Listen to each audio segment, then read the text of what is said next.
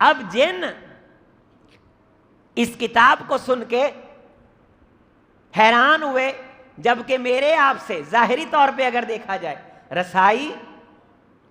اور دیکھنے پرکھنے کے اعتبار سے جنوں کو قوت حاصل ہے، وہ اپنی آنکھوں سے اس کتاب کا کرشمہ اور اس کی فضا اور اس کے نزول کے احوال وہ دیکھ چکے تھے۔ آپ جب عمرہ پہ جاتے ہیں وہاں آپ نے مسجد جن دیکھی ہوگی، جس کے حوالہ سے معروف ہے کہ جنوں نے حضور علیہ السلام کے ہاتھ مبارک پہ بیعت کی۔ حضرت عبداللہ ابن مسعود رضی اللہ تعالیٰ عنہ فرماتے مجھے رسول اللہ صلی اللہ علیہ وسلم ایک وادی کی طرف لے کر کے گئے، آپ نے مجھے ایک جگہ بٹھا دیا، خود آپ صلی اللہ علیہ وسلم نے جنوں کو اسلام اور دین کا پیغام پہنچایا۔ جن آپ کے گرد کثیر تعداد میں جمع ہو گئے، یہاں تک کہ رسول اللہ صلی اللہ علیہ وسلم مجھے نظر نہیں آ رہے تھے۔ اب جن جو پاور والا ہے، ایک جگہ سے اڑ کے دوسری جگہ پہنچنے والا ہے، عام ظاہر نظر آنے والے بابے سے زیادہ کرامتیں دکھا سکتا ہے، وہ قرآن مجید پہ ایمان رکھتا ہے تو ساتھ ہی اعلان کرتا ہے کہ یہ کتاب دعوت دیتی ہے کہ رب کا کوئی شریک نہیں۔ اب یہ سویڈن کے جو لوگ ہیں، فرانس کے جو لوگ ہیں، ڈنمارک کے جو لوگ ہیں، برطانیہ ہے، امریکہ ہے، یہ اکثریت عیسائی کرسچن کمیونٹی جو حضرت عیسیٰ علیہ السلام کو اللہ کا بیٹا کہتے ہیں، کفری عقیدہ ہے، اور اللہ تعالیٰ اور حضرت مریم علیہ السلام کے حوالہ سے عجیب ہفوات بکتے ہیں۔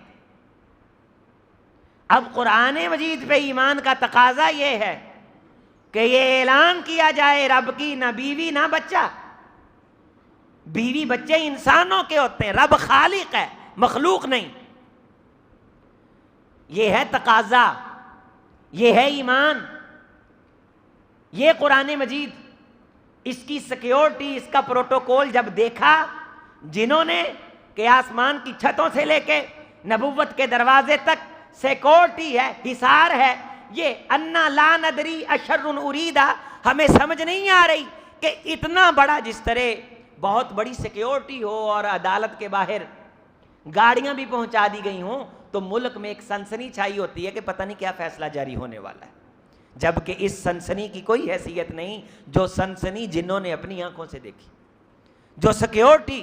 جو حساسیت کہ ہم اب جانے کی کوشش کرتے ہیں۔ فَمَن يَسْتَمِعِ الْآنَ، اب اگر کوئی آسمان کی طرف چڑھ کے سننے کی کوشش کرتا ہے، پہلے یہ تھا کہ جن آسمانوں سے کوئی نہ کوئی بات ہوا میں اڑتی لے لیتے، چرا لیتے، پھر دو چار باتیں گنڈ دیتے، کبھی فرشتوں کی بات سن لیتے، آ کر کے پھر نجومیوں، کاہنوں کو، راملوں کو، علم الاعداد، فلاں نجوم رمل والے، ان کو یہ بتا دیتے، اور پھر وہ اس علم کی بنیاد پہ دو چار اپنی طرف سے گانٹھ کر کے پھر نجومی بننے کی کوشش کرتے۔ ہمارے اندر بھی بعض بندوں کو نجومی بننے کی بڑی کوشش ہوتی ہے، نجومی نہیں بنتے، بس جو علم اور تقوی اور عقل کی بنیاد پہ نظر آئے وہ کہہ دیتے۔ ہمارے حکمران بھی فلاں کاہن نے یہ کہہ دیا 2023 کیسا رہے گا، 2026 کیسا رہے گا، اور فیس بک پہ بعض ایپس ایسی ہیں کہ اس میں لکھا ہوتا ہے آپ اپنی تصویر ڈالیں، ہم آپ کو بتائیں گے آپ کیسے ہیں۔ یہ ساری علم رمل، نجوم کی قسمیں، کہانت کی قسمیں، یہ ہاتھ چیک کرانے کی قسمیں، اور یہ عقیدہ، یہ نظریہ، یہ ماڑا موٹا قصور نہیں بلکہ یہ عین کفری ہے۔ حتیٰ کہ اگر من آتا عرافن، جو کسی عراف کے پاس، کسی جناب علی اس طرح کی پیشین گوئی کرنے والے نجومی کے پاس آ کر کے اس کو ہاتھ چیک کراتا ہے اور ہاتھ چیک کروا کے چلا جاتا ہے، اللہ تعالیٰ نے فرمایا کہ میں 40 دن اس کی توبہ کو قبول نہیں کرتا۔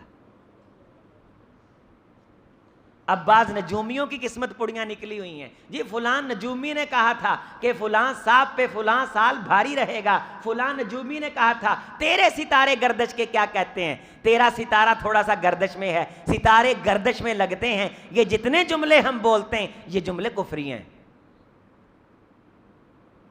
وَأَنَّهُ تَعَالَى جَدُّ رَبِّنَا مَا اتَّخَذَ صَاحِبَةً وَلَا وَلَدًا وَلَن نُشْرِكَ بِرَبِّنَا